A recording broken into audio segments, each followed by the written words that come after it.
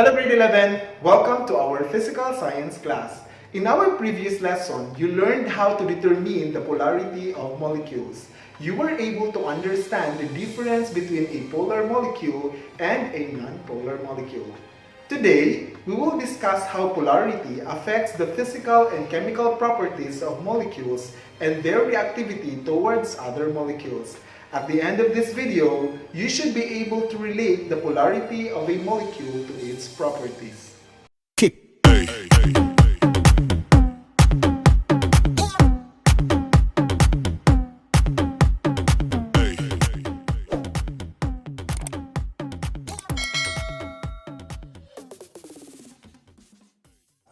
For today's lesson, we are going to have an experiment first. In this experiment, we are going to observe whether the substances mixed are miscible or immiscible, soluble or insoluble. Did you get it? Are you ready, guys? Let's do it! Yes.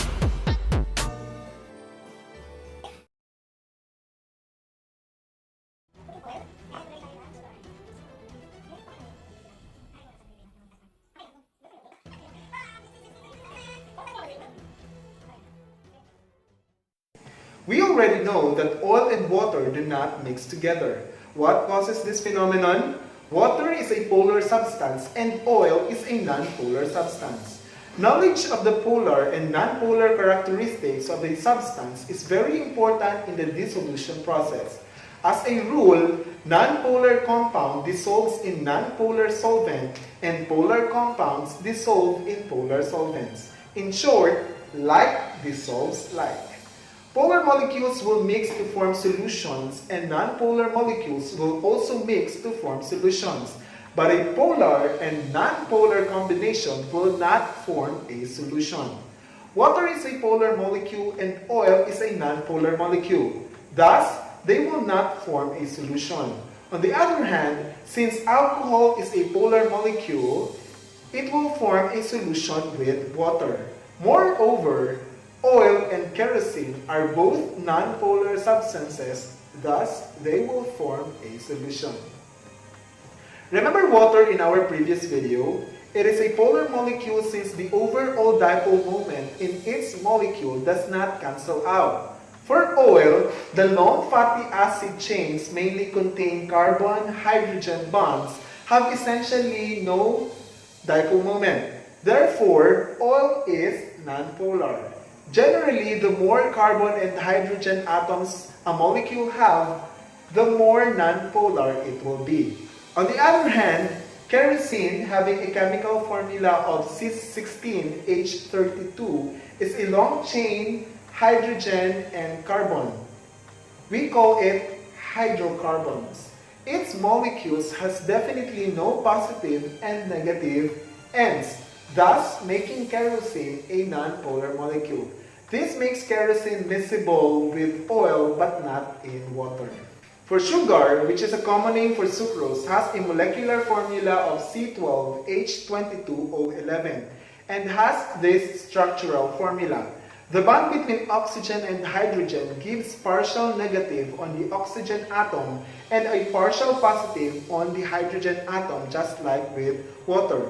This makes sugar a polar compound, thus soluble in water and insoluble in oil.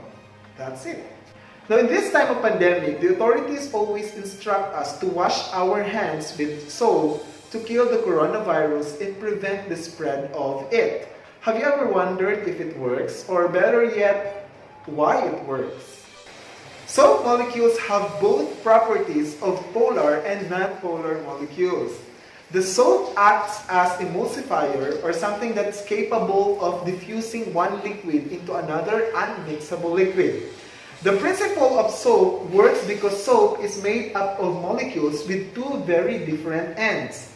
One is hydrophilic, or water-loving polar molecule, and it is this end of the soap molecule that loves water.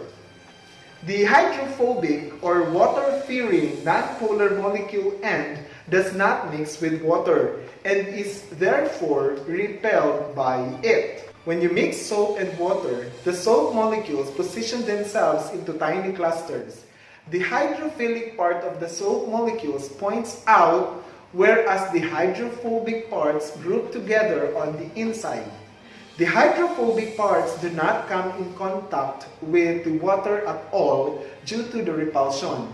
These collect the oil particles in the center. The oil is trapped in the soap, and then when water is washed over your hands, the hydrophilic parts are attracted to water, taking the soap and the dirt connected to the soap with it.